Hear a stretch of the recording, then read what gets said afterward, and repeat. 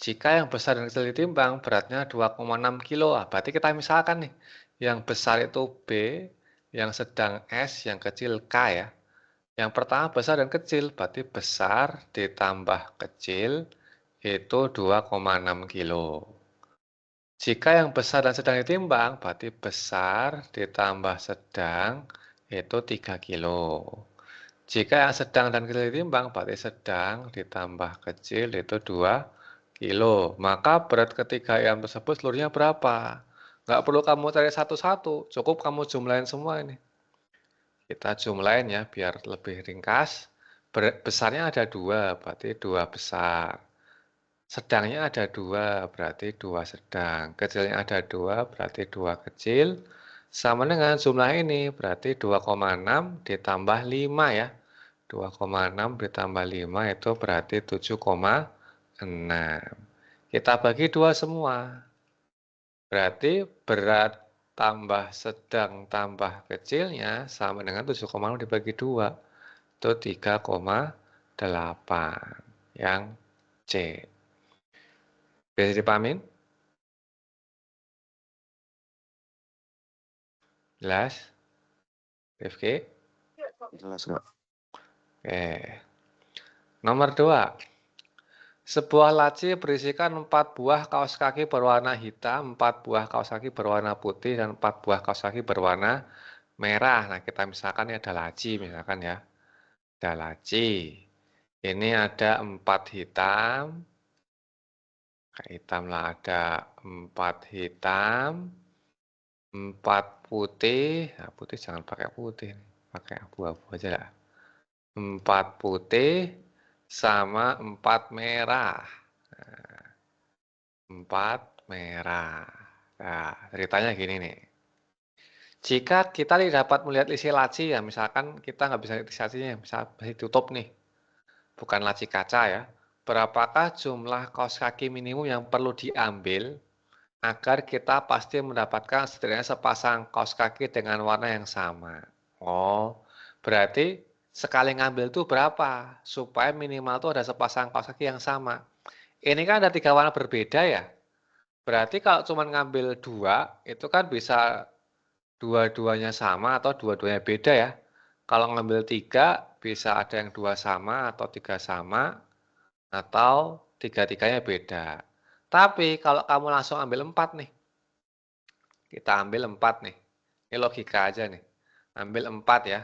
Ambil 4 kan kemungkinannya bisa, ini kan bisa 2 hitam, putih, merah, ya kan?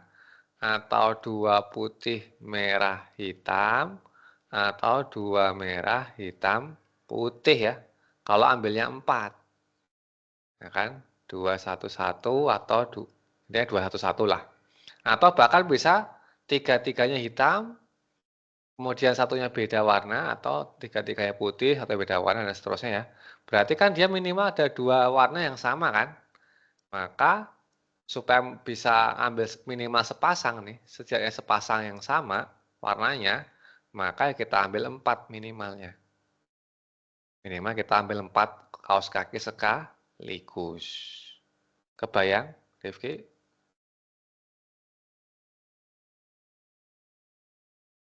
Halo? Kebayang nggak? Atau ada yang masih bingung? Halo? Rifki, kebayang? Kebayang, Kak. Nanti pembahasannya saya share aja ya, biar waktunya cukup. Nomor 3. Nilai rata-rata ulangan fisika dari suatu kelas adalah 6,8. Jika 2 siswa yang nilai 4 dan 6 diabaikan, maka nilai rata-rata kelas tersebut berubah menjadi 6,9. Maka beasiswa mula-mula berapa? Misalkan beasiswa mula-mula F nih, ya kan? Berarti kan ceritanya ini kita bikin tabel dulu biar nggak bingung ya. Ada nilai, ada frekuensi ya. Pertama itu nilainya 6,9, 6,8. Frekuensinya F ya.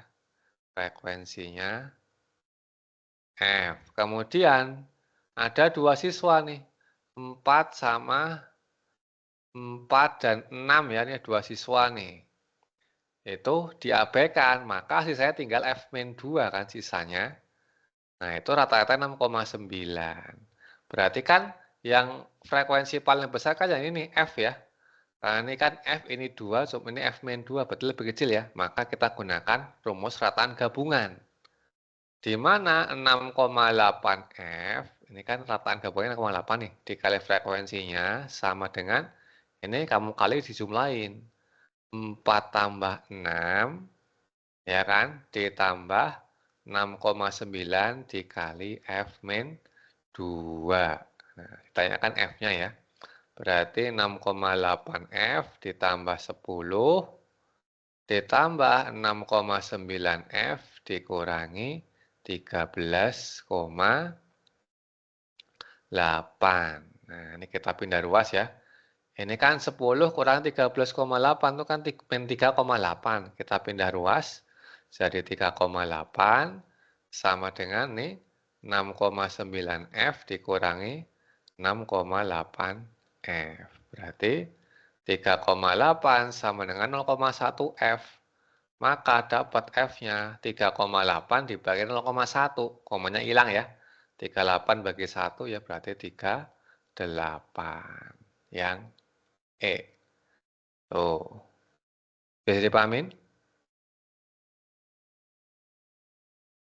Kalau itu 13,8-nya dari mana? Nih, 6 ini kan kali pelangi nih. 6,9 kali F sama kan 6,9 F. 6,9 kali min 2 berarti kan min 13,8. Itu. Oh iya, Bayang? iya Kak, oke Kak. Oke, lanjut nomor 4. Pada suatu ujian yang diikuti 50 orang siswa, diperoleh rata-rata ujian 35 dengan median 40. Berarti rata-ratanya itu berapa? 35. Medianya itu berarti Q2 ya. Q2-nya itu 40. Dan simpangan baku itu S. Simpangan bakunya 10.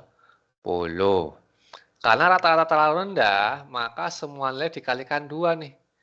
Nah, berarti kita perubahan data nih. Rubah data. Rubah data dengan semua nilai dikali 2, kemudian dikurangi 15. Nah, ada 2 proses ya, yaitu dikali 2, kemudian dikurang 15. Nah, akibatnya, nah maka kita rubah nih. Kalau perubahan data, ini kita ingat tabel ini ya, kita ingat tabel perubahan data, tabel perubahan data, perubahan. Kan bisa mempengaruhi perubahannya itu mempengaruhi pemusatan data. Pemusatan itu apa aja pemusatan? Pemusatan data itu apa namanya? Kayak rata-rata, modus, median, kuartil, itu pemusatan data ya. Nah, ini kan perubahan data itu bisa dikali dan dibagi, ya kan? Atau bisa dengan jumlah dan kurang ya.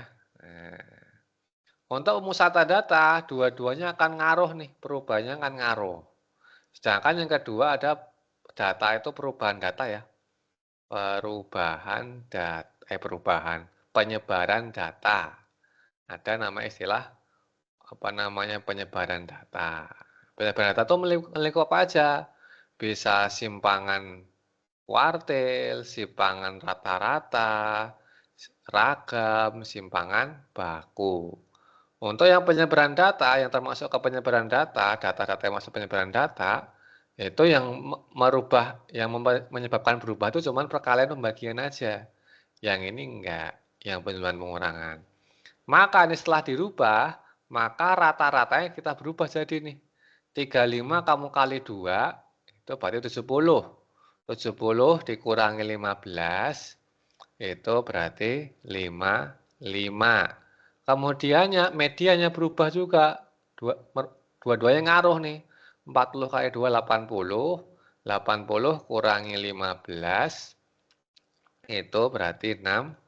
5. Tuh ya.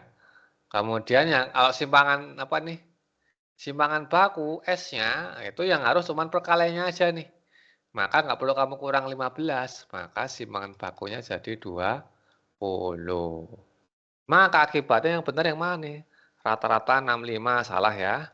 Rata-rata 70 salah. Simpangan baku menjadi 20. Ini yang benar ya. Maka jawabannya yang C. Tuh. Bisa dipahamin?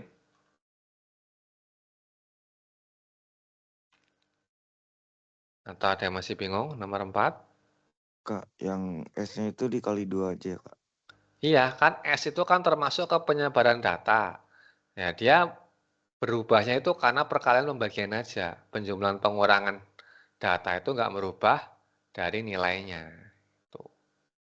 Jadi cuman dikali aja. Sedangkan yang median dan rata-rata itu masuk ke pemusatan data, maka dua-duanya berpengaruh.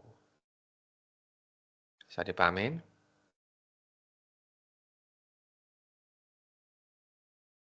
Ada lagi yang mau tanyakan sebelum lanjut? Rifki, Hasbi, jelas? Aman, Kak. Aman. Lanjut, nomor 5. Jika A dan B adalah akar-akar persamaan kuadrat X kuadrat tambah X min 3 sama dengan 0, maka 2A kuadrat plus B kuadrat plus A sama dengan, nah ini kan nggak bisa difaktorin ya, X kuadrat plus X min 3 kan nggak bisa difaktorin. Nah, kalau pakai rumus ABC kan ribet nih, karena ada bentuk kuadratnya nih, maka kita akalin nih. Ini kan akar-akarnya A dan B nih. Berarti ini boleh dong kita rubah persamaan jadi, kalau X-nya kamu ganti A, berarti kan persamaannya jadi A kuadrat ditambah A min 3 ya, sama dengan 0. Kalau X-nya kamu ganti B, kan jadi B kuadrat ditambah B min 3 sama dengan 0. Nah ini diakalin nih. Ini kan akar-akar X1, X2 nih ya. X1-nya A, X2-nya B. Nah, ini kita pecah nih. Ini kan A kuadrat sama B kuadrat ya, kita pecah. Jadi A kuadrat ditambah A kuadrat plus B kuadrat ditambah A. Nah, dikelompokin nih. A kuadrat tambah A ditambah A kuadrat plus B kuadrat. Nah, kita lihat dari sini nih. Nah, ini kalau kita pindah ruas 3-nya kan dapat nih. A kuadrat tambah A-nya kan sama dengan 3 ya. Ya kan? Nah, ini kamu ganti 3 nih. Berarti 3 ditambah A kuadrat tambah B kuadrat. Kita ingat ya penjabaran aljabar. Ini kan bisa berubah jadi A plus B kuadrat min 2AB. Nah, di mana A sama B-nya tadi kan X1, X2-nya. Berarti bisa kita tulis jadi X1 tambah X2 kuadrat min 2 dikali X1, X2 ya. Nah, kita punya sifat nih. Sifat persamaan kuadrat ya. Kalau apa namanya sifat akar persamaan kuadrat, kita ke sini. Sifat akar PK ya. Kalau X1 tambah X2 itu kan min B per A. Kalau X1 kali X2 itu C per A. Berarti dari sini kita bisa peroleh nih. Ini kan A-nya 1, B-nya 1, C-nya min 3. Nah, ini berarti dapat nih. X1 tambah X2-nya. Oh ya, jangan lupa 3-nya masih ada. 3 ditambah X1 tambah X2 berarti min jadi 1 ya. Min 1 kuadrat kan, min B per A kan, min 1 per 1 berarti min 1. Berarti min 1 kuadrat dikurangi 2 kali X1 kali X2.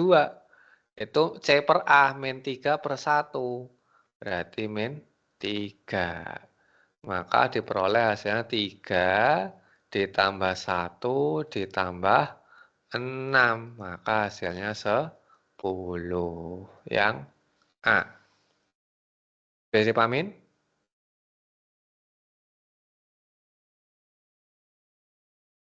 Jelas? Atau ada yang mau tanyakan dulu sebelum lanjut? Rifki, Coba Kak, terus boleh diterangkan ulang nggak Kak?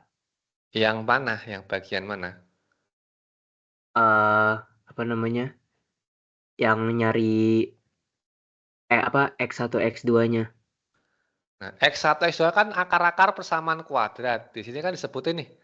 X1-nya berarti kan A, X2-nya B, ya kan? Dah. Ini kan sifat akar-akar memang harus hafal kan. Sifat akar-akar persamaan kuadrat kan harus hafal nih. X1 tambah X2 itu min B per A. Di sini kan B-nya 1 nih. B-nya kan 1 ya. Ini kan A-nya 1, B-nya 1, C-nya min 3. Berarti X1 tambah X2-nya min B per A min 1 per 1 min 1. X1 kali X2-nya C per A berarti min 3 per 1 berarti min 3. Tinggal masukin sini. Ini kan tadi dapatnya dari sini. Karena dimasukin Oh iya ya. akarnya itu. Berarti A-nya itu sebenarnya 1 kuadrat juga ya. Bukan 1 Tapi biar kuadrat. gampang. A-nya itu X1. Kan A dan B adalah akar-akar. Tapi di sini kan biasanya rumus persamaan kuadrat. Itu kan AX kuadrat plus BX plus C nih bentuk umumnya.